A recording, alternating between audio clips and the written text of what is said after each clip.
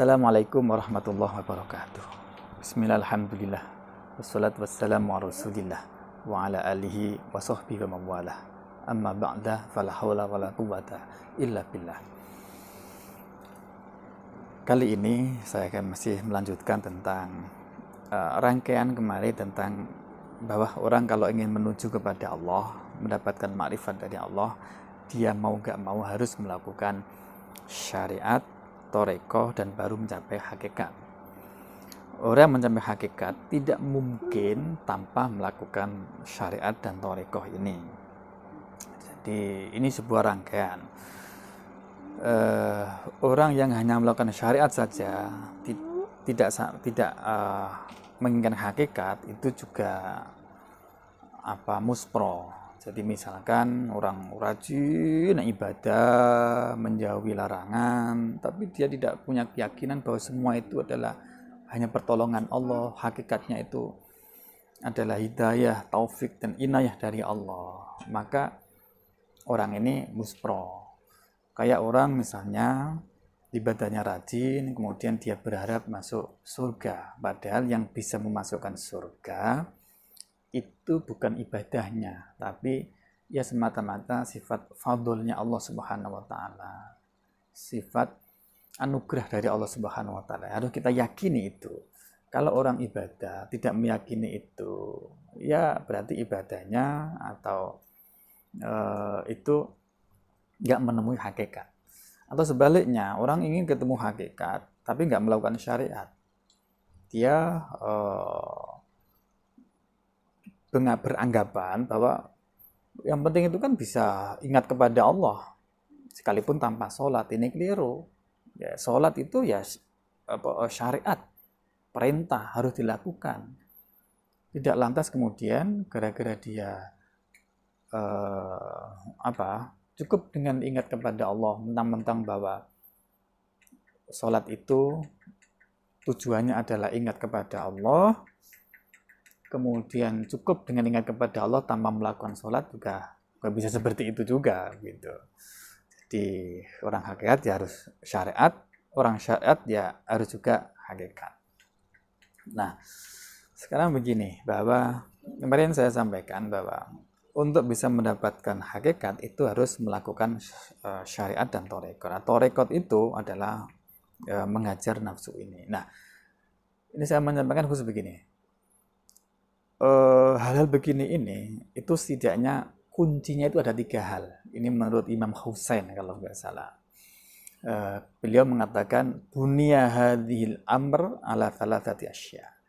Jadi urusan torekoh hakikat ini sebetulnya dibangun atas 3 inti, 3 pokok. Yang pertama, alla ta'kula illa indal faqih. Jangan makan kecuali terpaksa. Ini kan berarti betul-betul menjaga perut ini jangan sampai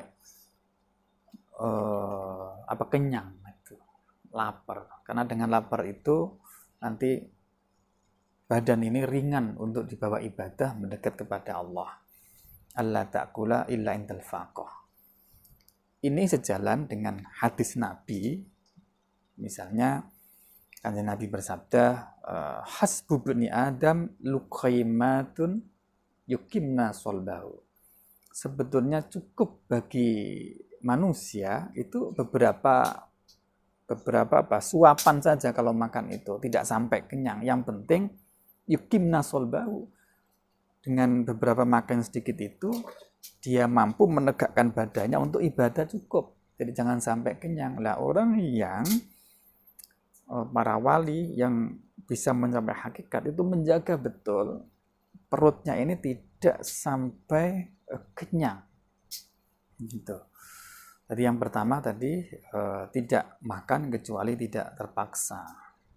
Nah, dengan demikian maka makannya itu akan diganjar oleh Allah seperti dia melakukan ibadah wajib. Karena kalau tidak makan dia mati, maka makannya itu wajib untuk menjaga nyawanya, menjaga badannya. Jadi pahalanya itu sama dengan pahala wajib. Yang kedua, la tanamu illa indal ghalabah. Jangan tidur kecuali kalau tidak ketiduran, gampangnya begitu. Orang-orang alim, orang-orang para wali itu nggak pernah tidur selama hidupnya, cuman dia ketiduran. Jadi dia tidak, artinya apa? Dia tidak sengaja mapan tidur itu tuh enggak. Jadi tidurnya itu karena ketiduran. Misalnya pas wiridan capek ketiduran, pas mudzakarah baca buku ketiduran. Jadi dia praktis nggak pernah tidur, dia ketiduran. Jadi tidurnya itu hanya karena ngantuk, karena apa ya, karena ghalabah, ketiduran. Nah, jadi ini artinya apa? Artinya juga bahwa waktu itu tidak disia-siakan. Waktu ini betul-betul diisi sesuatu yang bermanfaat untuk mendekatkan diri kepada Allah. Ini juga sejalan dengan hadis Nabi, misalnya min husni islamil mar'i tarkuhu ma la ya'ni. Salah satu ukuran dari baik buruknya keislaman seseorang itu adalah kemampuan dia meninggalkan hal-hal yang tidak bermanfaat bagi dia. Artinya, semakin orang itu bisa meninggalkan hal yang tidak bermanfaat dalam hidupnya, maka keislaman orang itu berarti bagus, sempurna.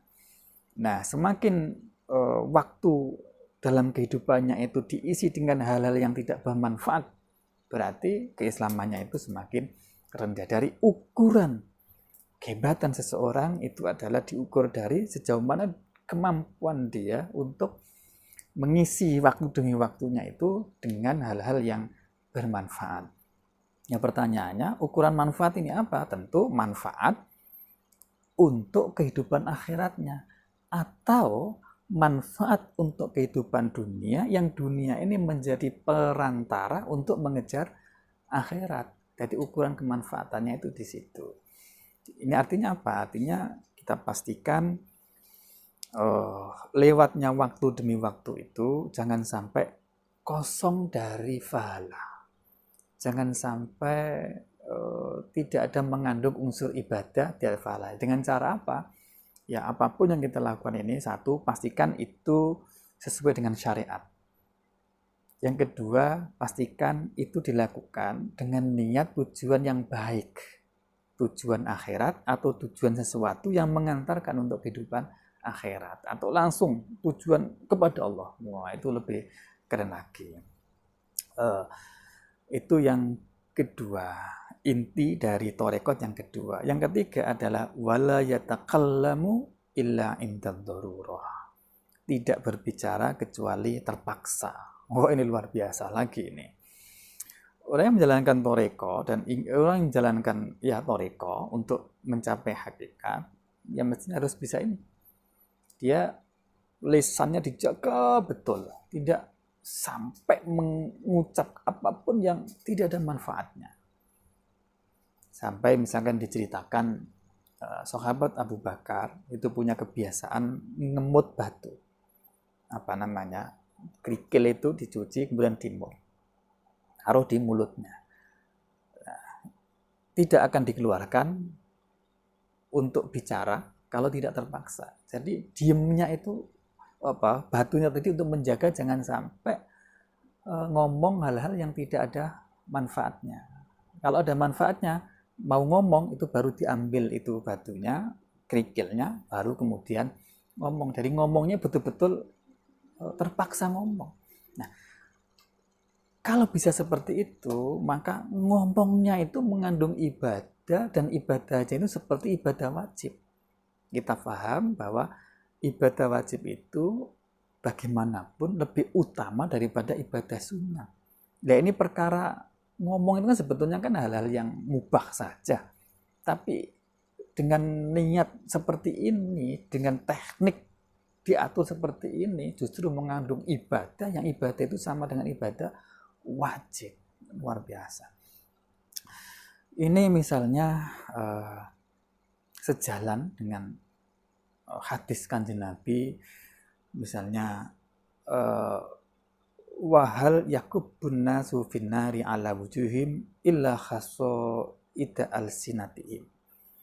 Tidaklah manusia itu wajahnya digoreng di atas neraka kecuali disebabkan karena buah dari ucapan lisannya. Artinya apa? Orang itu banyak masuk neraka, kemudian disiksa, digoreng wajahnya di neraka, itu disebabkan banyak-banyaknya, mayoritasnya itu disebabkan karena ucapannya, karena lisannya. Yang menarik di sini juga menggunakan wajah, karena memang di akhirat nanti itu wajah orang itu kan digoreng. Cuma di dalam ayat lain itu surat At-Tur, di dalam surat Al-Ahzab ayat 21 misalkan, yauma nuqallabu wujuhum finnari, hari di mana wajah ahli neraka itu dibolak-balik di neraka. Jadi kelak nanti di akhirat wajah orang ahli neraka itu digoreng gitu, dibolak-balik. Lafal yuqallabu ini kalau menurut ilmu sorof itu kan ikut wazan fa'ala yufa'ilu, yang faedah li takfir, untuk menunjukkan makna banyak. Jadi dibolak-baliknya wajah itu bukan sekali dibalik selesai, enggak, tapi dibolak-balik berkali-kali. Jadi ceritanya wajah ahli neraka itu besok seperti itu, digoreng, dibolak-balik di neraka. Yauma tuqallabu wujuhum finnari akhirih. Nah, menurut Kanjeng Nabi, mayoritas penyebabnya itu adalah karena tidak bisa menjaga lisan. Lisan dipakai untuk mengatakan hal yang bermaksiat atau bahkan mengandung tidak bermaksiat tapi berlebihan.